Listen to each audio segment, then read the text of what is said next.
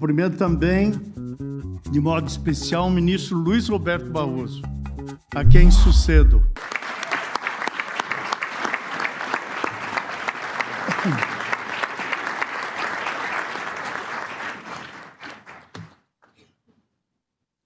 Excelentíssimos senhores, presidente da República, Luiz Inácio Lula da Silva, presidente do Senado Federal e do Congresso Nacional, senador Davi Alcolumbre, presidente da Câmara dos Deputados, Hugo Mota, procurador-geral da República, Paulo Gonet, presidente da Ordem dos Advogados do Brasil, Zé Alberto Simonetti, e o defensor público-geral federal, Leonardo Cardoso Magalhães, a quem também saúdo cordialmente. Cumprimento também, de modo especial, o ministro Luiz Roberto Barroso, a quem sucedo. Ministro Alexandre de Moraes, agora vice-presidente. A ministra Carmen Lúcia, agradecendo suas generosas palavras. E os ministros decanos Gilmar Mendes, Dias Toffoli, Luiz Fux, Cássio Nunes Marques, André Mendonça, Cristiano Zanin e Flávio Dino. Na pessoa da juíza Nancy Hernandes, presidente da Corte Interamericana de Direitos Humanos, cumprimento as autoridades estrangeiras que nos honram com a sua presença. Senhoras e senhores, era uma manhã de sol e poeira. Meu pai e eu, vindos da colônia, caminhávamos com pressa rumo à agência do Banco do Brasil, em Toledo. Próximo ao centro, ele segurou no meu braço e então grave e sereno advertiu: diminua o passo, vá devagar, respeite, à nossa frente está o juiz da comarca. Na simplicidade daquele gesto havia a lição silenciosa do respeito. Essa imagem de infância permanece até hoje viva em minha memória. Foi esse juiz interior que, em 2015, tomou posse comigo nesse tribunal. E é essa função paterna, agora amadurecida, que hoje me conduz a esta presidência. Assumo não um poder, mas um dever: respeitar a Constituição e apreender limites. Buscaremos cultivar a virtude do discernimento para eleger entre as tantas boas ideias que as administrações anteriores tiveram, aquelas cuja hora tenha chegado, e para não impedir de frutificarem aquelas já maduras. Presidir o Tribunal Guardião da Constituição do Estado de Direito Democrático, portanto, não confere privilégios, amplia responsabilidades. Da presidência se despede um dos juristas mais talentosos da minha geração, ministro Luiz Roberto Barroso.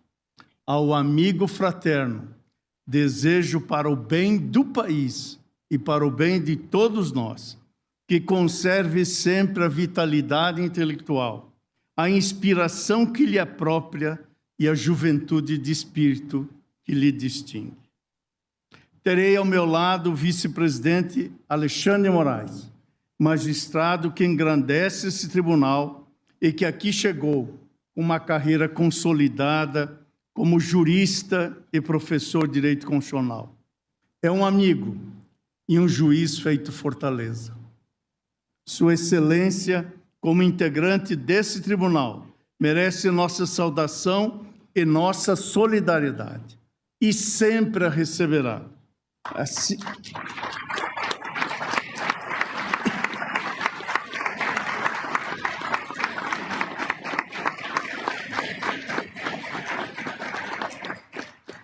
E sempre a receberá, como assim o faremos em desagravo a cada membro desse colegiado, a cada juiz ou juíza deste país, em defesa justa do exercício autônomo e independente da magistratura.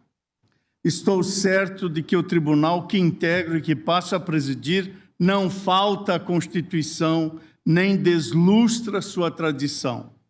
Com serenidade, empenhar-me-ei na preservação dos valores que moldam a identidade do Supremo Tribunal Federal. Impende voltar-se ao básico. Queremos racionalidade, diálogo e discernimento. Nossa matéria de ser empírica e verificável. Antes mesmo dos direitos ou das garantias, temos deveres a cumprir. A dinâmica que enlaça tradição e movimento projeta mudanças sem assodamentos, senda na qual caminharemos. Nesta cadeira de presidente, não encontro apenas um assento, e sim a presença viva dos mestres que me formaram e da memória generosa das pessoas que me apoiaram nesta caminhada. Uma fé moldou a minha história. Como tantas mulheres brasileiras, minha mãe contou com a educação como caminho de transformação. Fui para a cidade grande estudar, sem passagem de volta, e hoje estou aqui.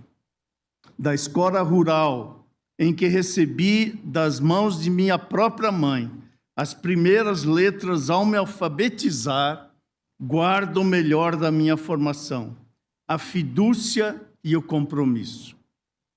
A minha caminhada foi feita desse legado, concebido e nascido no Planalto Médio Gaúcho, em Rondinha, e que se reconheceu cultivado no estado do Paraná. Ingressei numa grande e histórica universidade pública, a Universidade do Mate, única chance para fazer um curso universitário. Ainda estudante da Universidade Federal do Paraná, não me fiz indiferente ao que pulsa até hoje no prédio histórico de 1912. A terra das Araucárias me acolheu por adoção e lá, de 1972, herdamos a histórica Declaração de Curitiba pela restauração da democracia. Também lá, em 1978, a 7ª Conferência Nacional da OAB, presidida então por Raimundo Faoro, nos inspirou com a retomada do Estado de Direito. A uri das salas de aula, que a pátria deve ser uma mãe simbólica que tece para seus filhos um laço de identidade coletiva, sem exclusões nem discriminações. É uma árvore frondosa cujo tronco se funda nas diversas e fecundas raízes de nossas bases culturais. Por isso, o Estado e a sociedade devem ser democráticos e republicanos. Aprendi ainda mais nas salas de aula, com o desassombro e os embates de pessoas como o professor paranaense José Rodrigues Vieira Neto, catedrático de Direito Civil da Faculdade de Direito da Universidade Federal do Paraná, que defenderam a democracia e os direitos fundamentais. E é pela obra deles e de tantos que a nossa geração vive sob o regime democrático. Seguimos também a lição de Dalmo Dallari, que, como sabemos, foi sequestrado e espancado às vésperas da visita de João Paulo II em 1980, e ainda assim se fez presente para falar ao Papa. Ele chegou numa ambulância e em cadeira de rodas para proclamar a Carta aos Romanos e disse: é com o coração que se crê para alcançar a justiça. Tinha razões para tanto o professor Dalmo. A fé antecede as instituições. E digo isso não necessariamente no sentido religioso, mas sim na perspectiva da ciência política. A mensagem é simples: só há autoridade verdadeira quando há uma confiança coletiva no que é justo. A determinação de Dallari foi testemunho de que, mesmo antes das instituições, existe a crença que as materializa. Não se trata apenas de excluir razões que não sejam as da lei, mas de querer que não haja outra razão senão a lei. Sou de uma geração que carregou o sonho de um país melhor. Não há poder maior que esse. É ele que amalgamou a Constituinte de 1988. Essa virtude, dar crédito antes mesmo de ver, precedeu nossas conquistas republicanas e democráticas. Não é menor a importância da russoniana virtude de quem acredita na ética republicana e na força do trabalho, com igualdade de oportunidade e de recursos, e que por isso mesmo rejeita as facilidades, rejeita os favores, rejeita a astúcia para burlar normas de conduta, como também rejeita a censura, a violência e a truculência. A Constituição de 1988 nasceu dessa resistência cívica, e antes dela havia a chama da esperança. Ela informou o texto constitucional, ela continua acesa, e nós vamos mantê-la assim. Senhoras e senhores, renovo hoje nosso juramento e assumo a presidência com esse mesmo alento, com respeito e deferência ao dissenso e à diferença, realçando a colegialidade. Aqui venho a fim de fomentar estabilidade institucional. O país precisa de previsibilidade nas relações jurídicas e confiança entre os poderes. O tribunal tem o dever de garantir a ordem constitucional com equilíbrio. Hoje é o dia de reafirmar compromissos. É mandatório respeitar as leis e as instituições. Contudo, é verdade que as pessoas precisam querer e ter razões para confiar no sistema de justiça. Impende ter confiança e consciência nas condições históricas que o presente traduz. Por isso, é tempo de realimentar os elementos fundantes da estrutura do Estado brasileiro e, com isso, reforçar os princípios que informam a democracia na República. O nosso compromisso é com a Constituição. E me permito repetir: ao direito o que é do direito, à política o que é da política. A espacialidade da política é delimitada pela Constituição. A separação dos poderes não autoriza nenhum deles a atuar segundo objetivos que se distanciem do bem comum.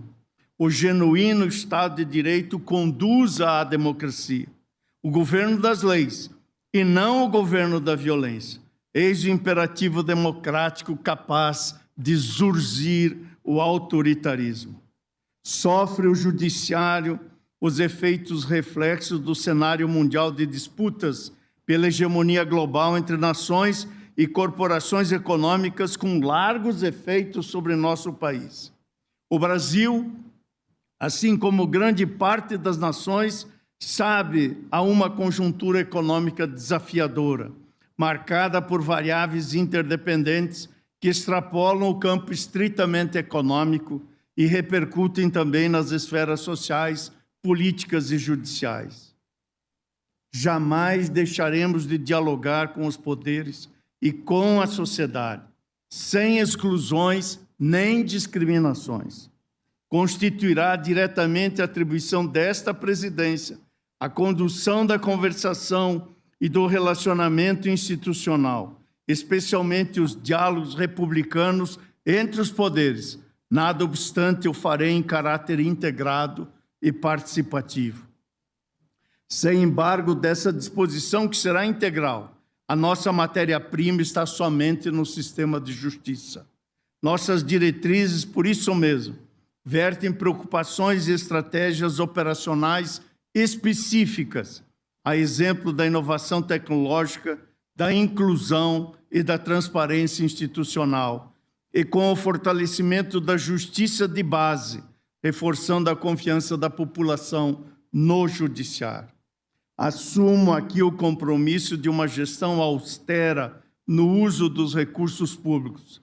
A nossa diretriz será a austeridade. Procuraremos também distinguir o necessário do contingente. Contudo, se se fizer do contingente aquilo que se impõe como necessário, não hesitaremos em fazer a travessia das verdades dos fatos às verdades da razão. E em momento algum titubearemos no controle de constitucionalidade de lei ou emenda que afronte a Constituição, os direitos fundamentais e a ordem democrática.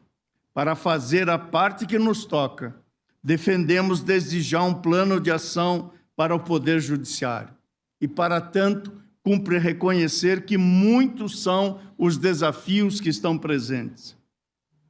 Judicialização crescente de demandas sociais, dificuldades em se garantir acesso à justiça aos mais vulneráveis em todos os rincões do país, alterações climáticas, eventos extremos e disputa pelo uso e preservação dos recursos naturais, impactos diversos como os decorrentes das novas tecnologias e da transformação digital, da automação inteligente e da hiperconectividade, da biorrevolução e dos problemas éticos das biotecnologias, da desinformação no universo digital e fora dele, da transformação nos conteúdos, formatos e relações de trabalho, do crime organizado em rede e da transição demográfica.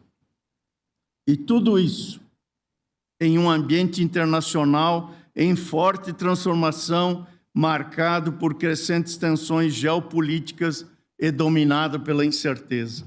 Para enfrentá-los, deve o Poder Judiciário manter a missão de ser acessível, íntegro, ágil e efetivo para a garantia do Estado de Direito democrático e promoção de direitos por meio do respeito à Constituição. Serão nossos valores nessa jornada os direitos humanos e fundamentais, a segurança jurídica, a transparência, bem como a sustentabilidade, a integridade e a ética, e ainda eficiência, efetividade, diversidade e equidade, cooperação, valorização das pessoas, os sujeitos humanos, que são seres de carne e osso, com acessibilidade e inclusão. Mais especificamente, nesse biênio, a gestão será guiada em seus objetivos estratégicos, metas e indicadores por compromissos claros vincados pelos direitos humanos e fundamentais, quais sejam segurança jurídica como base da confiança pública, sustentabilidade como dever intergeracional, diversidade, igualdade e respeito à pluralidade, transformação digital para aproximar a justiça do povo e a permear tudo mais colegialidade na pauta, porquanto a força desta Corte está no colegiado.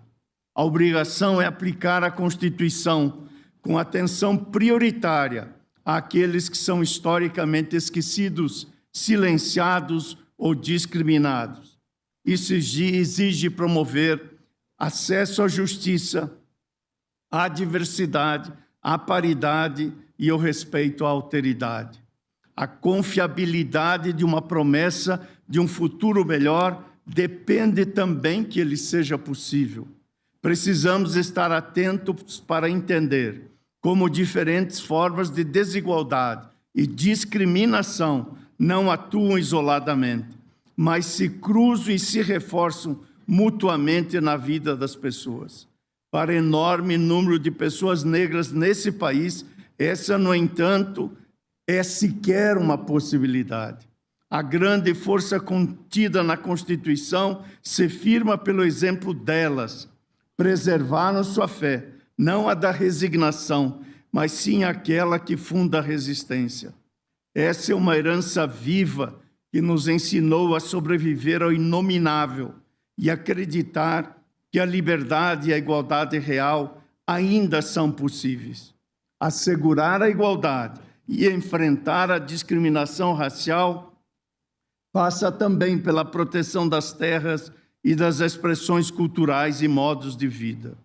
Realço ainda em nossa gestão o compromisso com a plena liberdade de imprensa e a liberdade de pensamento e de expressão.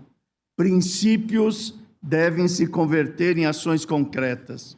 Para isso, cumpre também fortalecer o ambiente institucional do Supremo Tribunal Federal, por meio de iniciativas estruturadas de valorização e bem-estar dos servidores.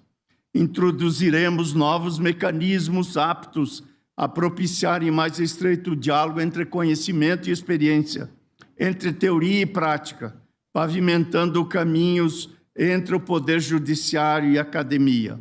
Para tanto, endereçaremos nossos esforços na instalação de um centro de estudos constitucionais.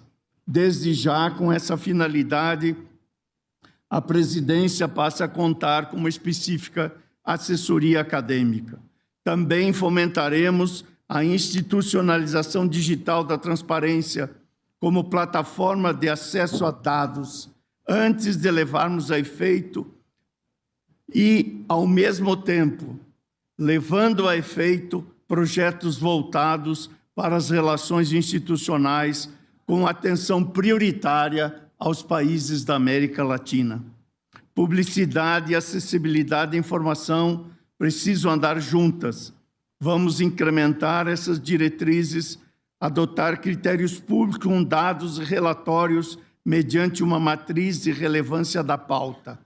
A pauta é da instituição e não apenas da presidência. Desse modo, a presidência se orientará por uma agenda de julgamentos construída de forma colegiada, que privilegia as ações em que a Corte reafirme seu compromisso com os direitos humanos e fundamentais. Nossa comunicação, prosseguindo os passos da gestão que tenho a honra de suceder, se dará por meio da linguagem cidadã, promovendo transparência, proximidade com a sociedade e credibilidade institucional, valendo-nos das ferramentas que colorem as possibilidades criativas da arte e da cultura.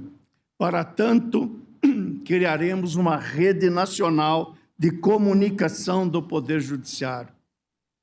Há também para todo o Poder Judiciário brasileiro um grave desafio.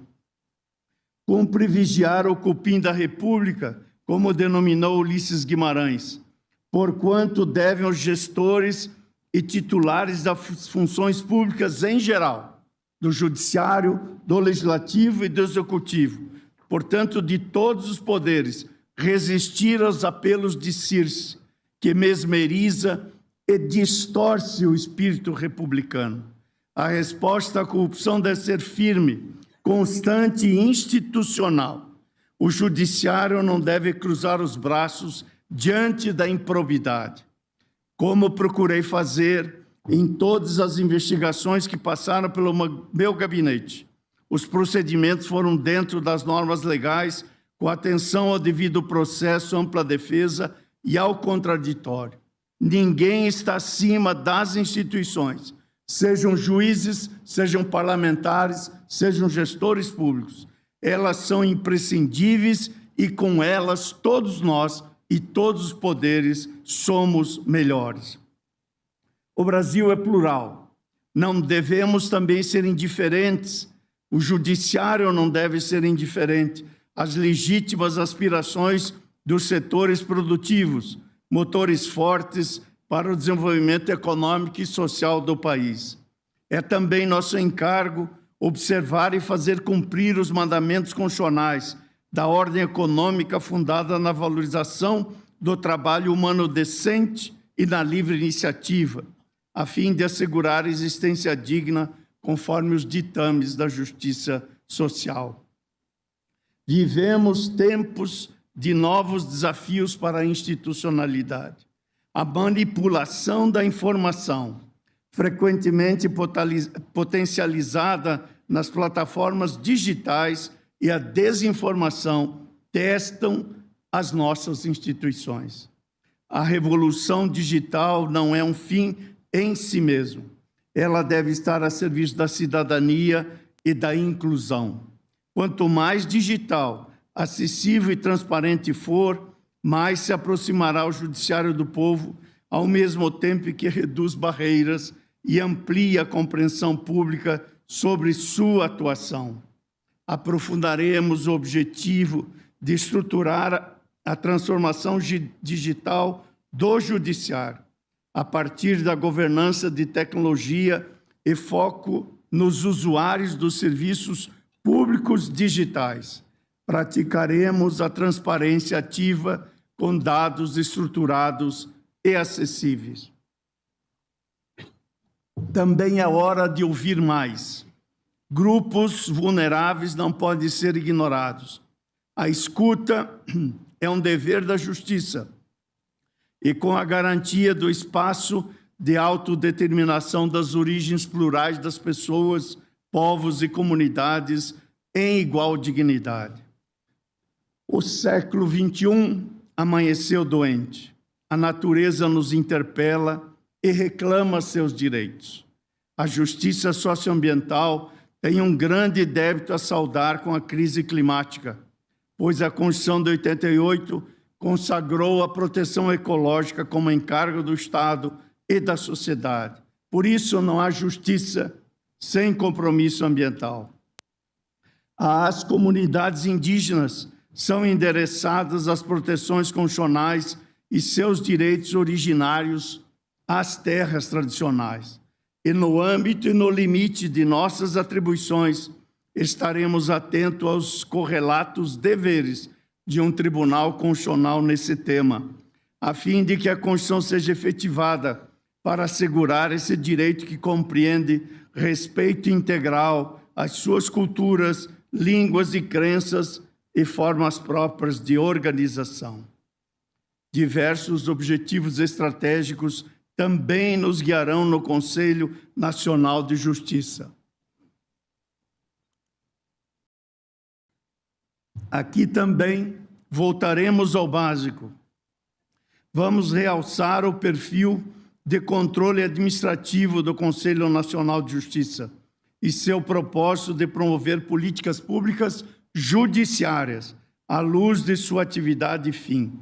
A partir de uma institucionalidade responsável, insere-se o CNJ como órgão central na atuação administrativa e financeira do Poder Judiciário, competindo-lhe prevenir, detectar e corrigir condutas potencialmente desviantes e desenvolver mecanismos de atenção aos riscos de integridade, bem como atuar com transparência sobremaneira ativa na interação entre os diversos ramos do setor público e privado. Dadas essas premissas, cumpre avançar e dar um passo a mais. Porquanto se torna oportuna a criação de um observatório de integridade e transparência, que possa dar conta de reunir, analisar e agir com presteza em favor da legitimidade do Poder Judiciário brasileiro. Impende também não só manter, como aprofundar o enfrentamento da hiperlitigiosidade e da morosidade processual. Partiremos da meta já bem estruturada na gestão do ministro Luiz Roberto Barroso quanto à redução da litigiosidade com enfoque inicial em previdência, execução fiscal e maior uso de precedentes. Prosseguiremos com afinco para o estímulo de soluções não judicializadas de controvérsias. Não se pode ainda esmorecer com os dramas da justiça criminal, traço comum a todas as administrações que me antecederam, desde a pioneira atuação nos mutirões carcerários de nosso decano, o ministro Gilmar Mendes, até a recente homologação do Plano Pena Justa na gestão do ministro Roberto Barroso. Assento que quem é conivente com os abusos do cárcere alimenta o crime organizado. Segurança pública e direitos fundamentais não são opostos, são complementares. Sem segurança não há paz, sem paz não há justiça. Quanto à macrocriminalidade, será estudada a formação de uma rede nacional de juízes criminais com competências sobre organizações criminosas.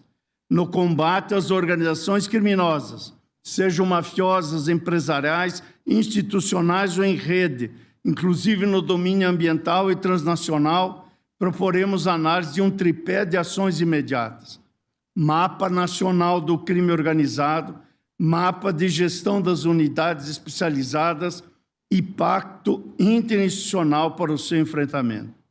Em paralelo, manteremos o foco nos crimes dolosos contra a vida e em delitos digitais que hoje tanto afligem a sociedade. Iremos articular a proteção de direitos humanos com o sistema interamericano, bem como atentar para a primazia de zelo com os direitos sociais, o trabalho decente, a vida digna, a infância, a juventude e a proteção das famílias. O Brasil tem compromisso vinculante com tratados e convenções internacionais de direitos humanos e deve olhar com o devido respeito ao constitucionalismo latino-americano para sorver conhecimentos e experiências, sobretudo com nossos países vizinhos e irmãos.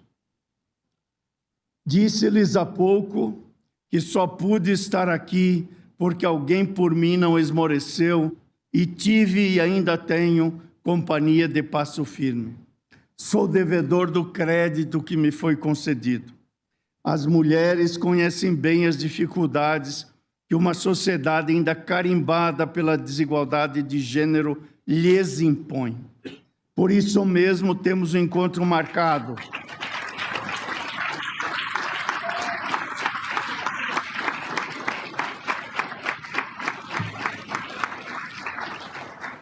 Minhas cordas vocais também agradecem a pausa dos aplausos.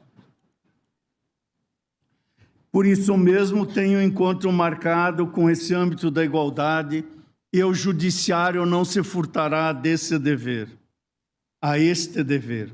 E nossa gestão no CERN sempre estará a infância, porque acreditamos, como sempre acreditou, o saudoso juiz Edinaldo César Santos Júnior, que no melhor interesse das crianças, observá-las como prioridade absoluta e essencial e, no Brasil, uma missão constitucional.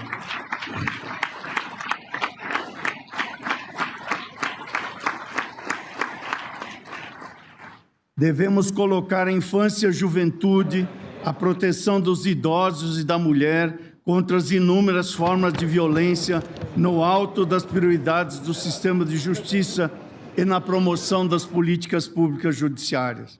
Enfrentar o feminicídio deve significar que estaremos pelas famílias e pelas mulheres em toda parte e por todas elas.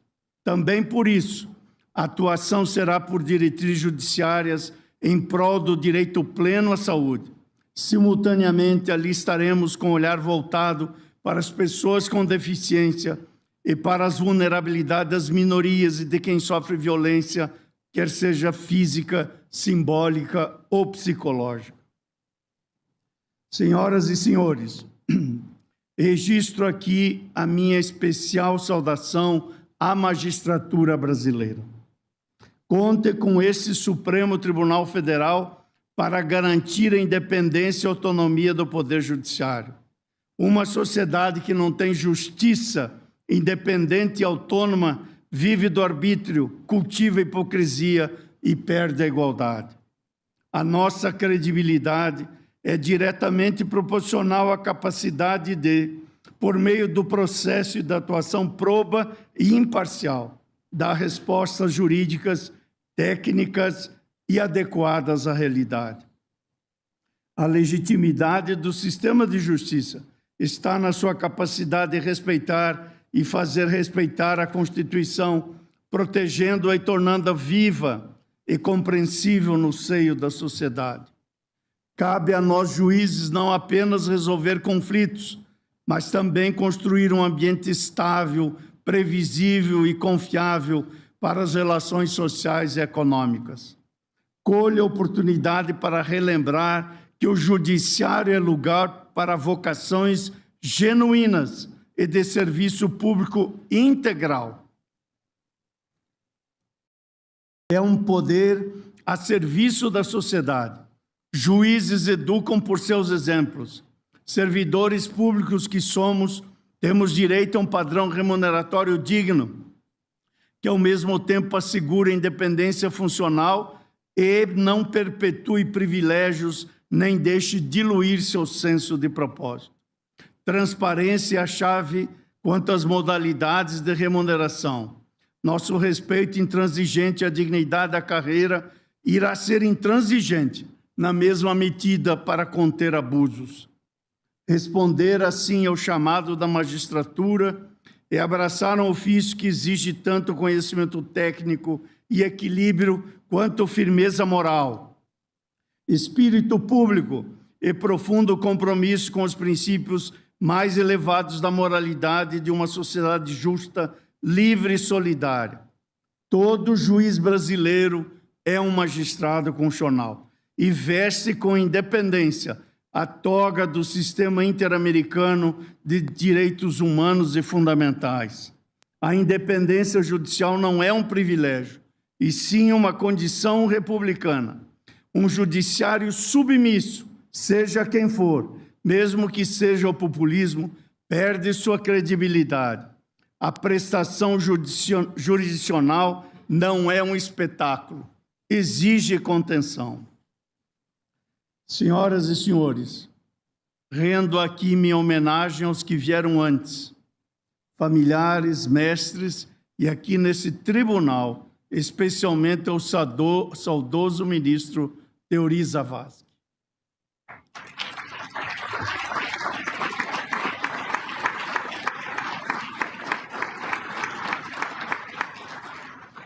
Uma homenagem especial realço à ministra Rosa Weber,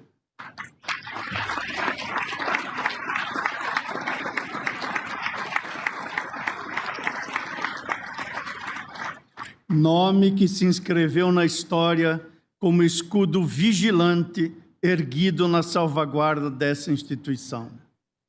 Agradeço aos meus colegas de tribunal, ministra Carmen e colegas ministros, e eu faço enternecido com esses mais de 10 anos de convivência e aprendizado. A todos os meus colegas, minha gratidão genuína. E aos ministros de ontem, de hoje e de sempre, aqui presentes de modo especial, um gesto de sinceras graças. Agradeço também a servidores e os servidores deste tribunal e do Conselho Nacional de Justiça. E, como não poderia deixar de ser, agradeço aos servidores de nosso gabinete, que estão ouvindo isso e sabem que terão um serviço redobrado a partir de hoje à noite. Senhoras e senhores, não alimento a ilusão de que seremos capazes, no átimo de nossas vidas, resolver todos os dilemas que nos assolam.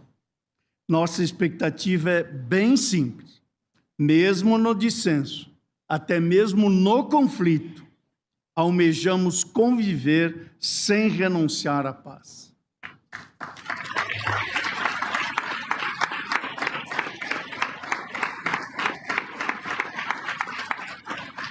É a democracia que materializa esse ideal. Sem embargo, é a institucionalidade e a justiça que o tornam possível. Era o lema de Dalmo Dall'Ari na Comissão de Justiça e Paz. Lá se dizia e se diz: se queres a paz, trabalha pela justiça. A justiça no Brasil hoje, somos mais de 18 mil juízes, selecionados em sua imensa maioria por rígidas provas de concurso público. Por influência da família ou por determinação própria, são brasileiras e brasileiros que acreditaram nos estudos e sonharam em contribuir com o futuro do país. Cada uma dessas pessoas guarda em seu percurso a memória de suas raízes, honra a ancestralidade e constrói o seu projeto de vida e se autodetermina, entregando-se a esse chamado da justiça. Creiam, onde estiver no Brasil, um juiz ou uma juíza, considere-me ali, ao seu lado, em defesa de suas garantias e funções. Não estarão só. Assumo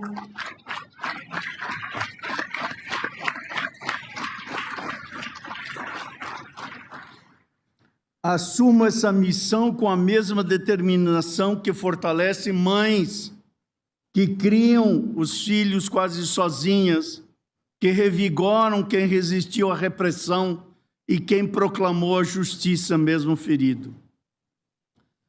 Eles acreditaram, seus filhos ainda acreditam que este país pode ser melhor e mais justo, e eu também creio.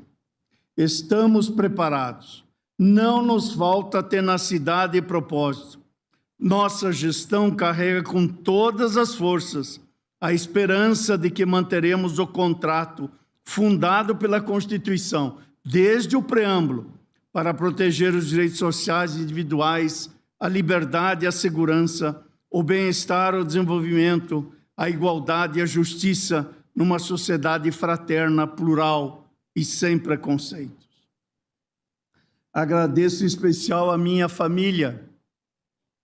Gratidão é pouco e não diz tudo o que se inscreve perene em meu coração.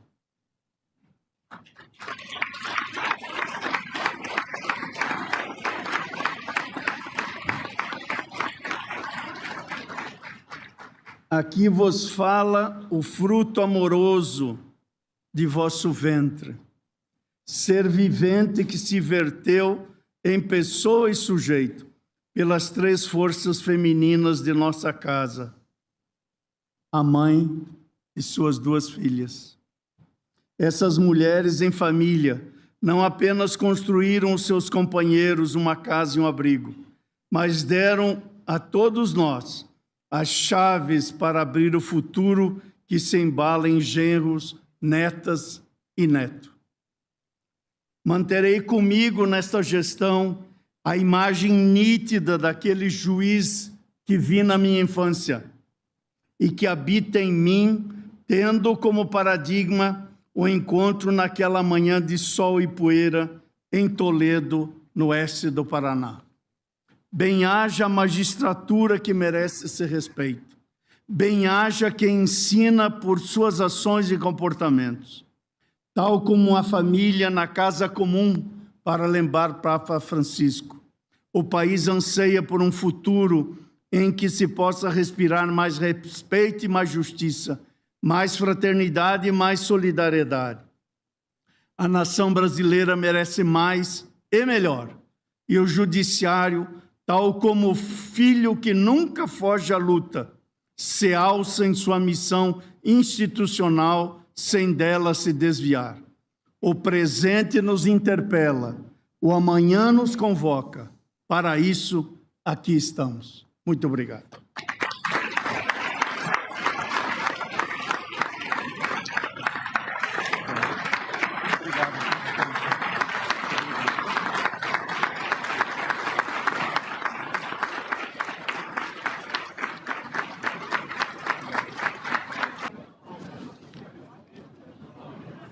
Senhoras e senhores,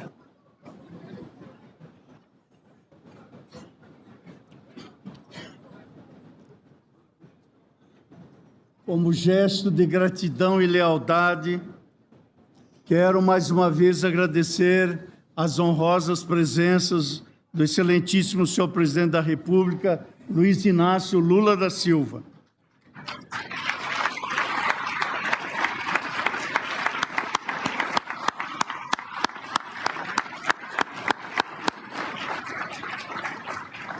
Do presidente do Senado Federal e do Congresso Nacional, senador Davi Alcolumbre.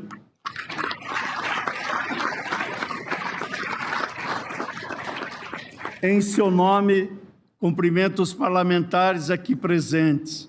Cumprimento também Sua Excelência, o presidente da Câmara dos Deputados, deputado federal Hugo Mota.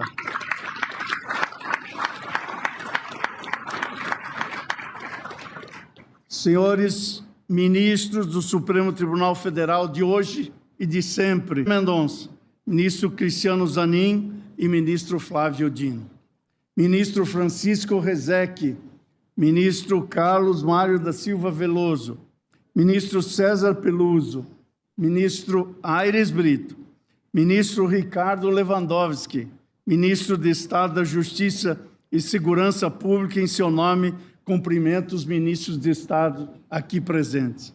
E ministra Rosa Weber, sempre presente. Cumprimento e agradeço também ao Dr. Paulo Goné Branco, e em seu nome cumprimento os membros do Ministério Público. Agradeço ao Dr. Zé Alberto Simonetti, presidente do Conselho Federal da OAB, e em seu nome cumprimento as advogadas e os advogados aqui presentes. Cumprimento o Defensor Público Geral Federal, Dr. Leonardo Cardoso Magalhães, e em seu nome cumprimento os membros da Defensoria Pública aqui presentes.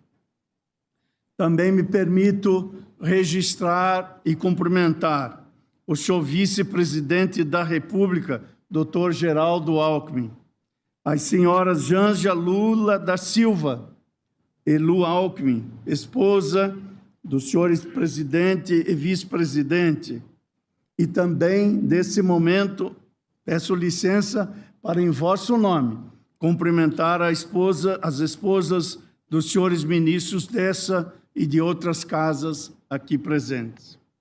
Cumprimento o 31º presidente da República Federativa do Brasil, sempre presidente José Sarney.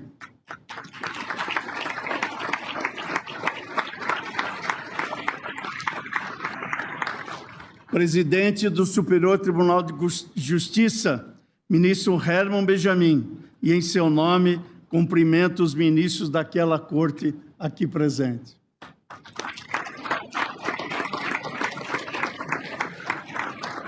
Presidente em exercício do Superior Tribunal Militar, ministro Tenente Brigadeiro do Ar, Francisco José Camelo, e em seu nome cumprimento os ministros daquela corte aqui presentes.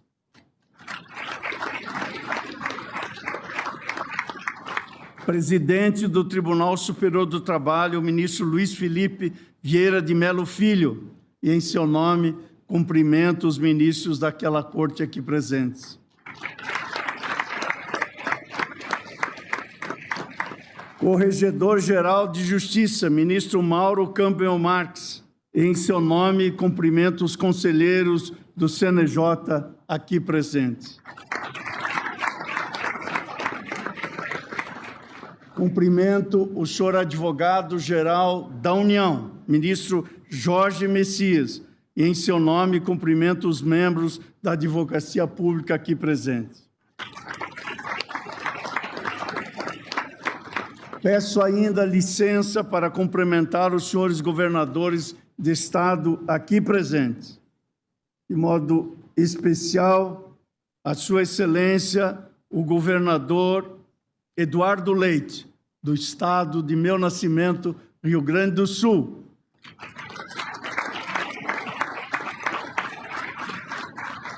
E o governador em exercício do Estado do meu Paraná, Darcy Piana. A senhora vice-governadora do Distrito Federal, Celina Leão.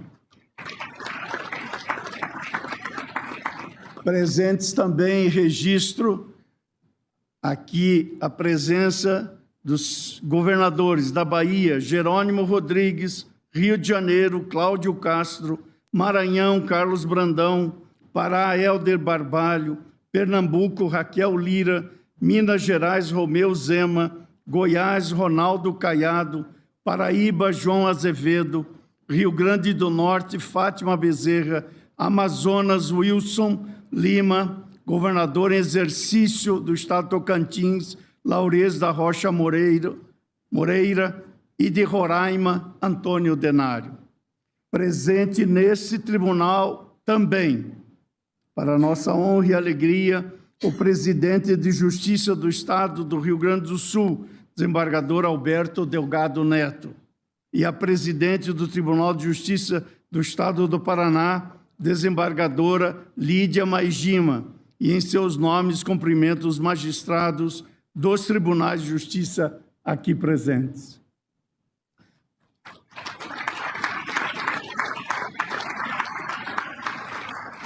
Meu cumprimento especial à senhora presidente da Corte Interamericana de Direitos Humanos, ministra Nandi Nancy Fernandes. Muito obrigado pela honrosa presença.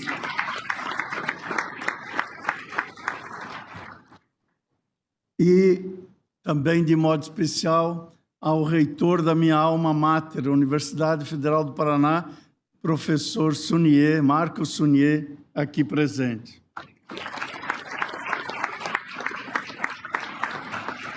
Peço ainda licença para cumprimentar os magistrados dos tribunais regionais federais aqui presentes, em nome do presidente do Tribunal Regional Federal da Primeira Região, desembargador federal João Batista Gomes Moreira.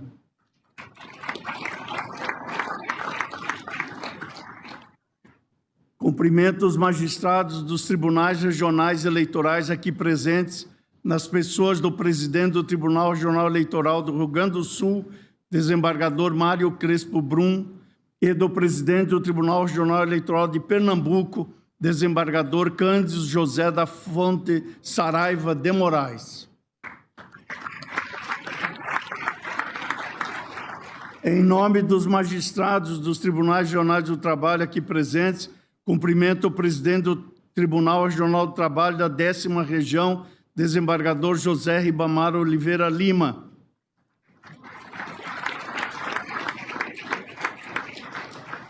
Em nome do presidente do Tribunal de Justiça Militar do Estado do Rio Grande do Sul, desembargadora Maria Emília Moura da Silva, cumprimento os magistrados da Justiça Militar e dos tribunais da Justiça Militar aqui presentes. Cumprimento o cardeal arcebispo da Arquidiocese de Brasília, D. Paulo César Costa.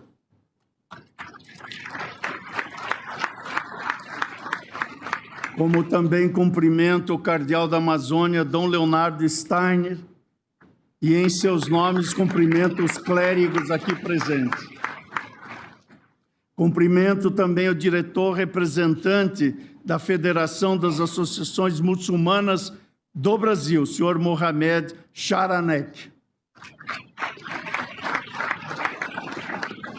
Faço um registro especial de agradecimento ao corpo diplomático da Embaixada da República da Argentina no Brasil, Guillermo Daniel Raimondi, da República do Chile, Sebastián de Paolo Cabreira, da Costa Rica no Brasil, Norman Lizano Ortiz, da República de El Salvador, Luiz Alberto Aparecido Bermudes, da República do Equador, Carlos Alberto Velastegui Calero, da República do Uruguai, Rodolfo Nin Novoa, encarregado de negócios da Embaixada da Colômbia no Brasil, senhor Leonardo Quinteiro, da Embaixada de Honduras, encarregado de negócios, Raul Edgardo Funes, e a encarregada de negócios da Embaixada do Paraguai, Laura Nunes.